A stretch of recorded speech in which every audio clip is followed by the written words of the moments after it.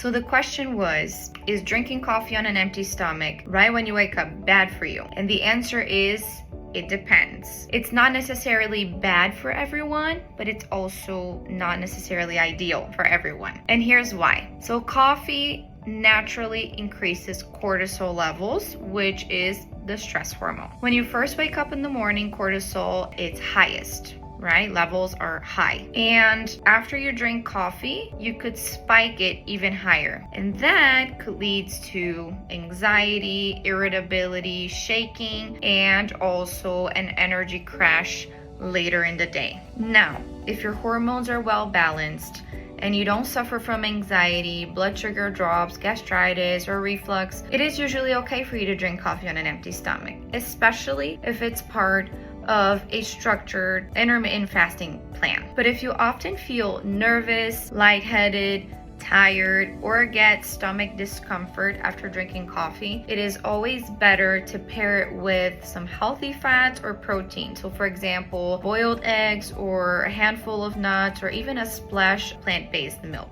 At the end of the day, there's no one-size-fits-all answer. What matters most is how your body reacts. Coffee can be a great tool, but if it's used at the wrong time in the wrong way, it can actually impact your metabolism and your hormones in a negative way. And remember, it is always best to work with a registered dietitian before you start intermittent or metabolic fasting. This way, you begin fasting at the right time and for the right purposes, and you avoid negatively impacting your metabolism, your energy levels, and your thyroid function. So make sure to save this video and send it to that friend who can't live without coffee in the morning.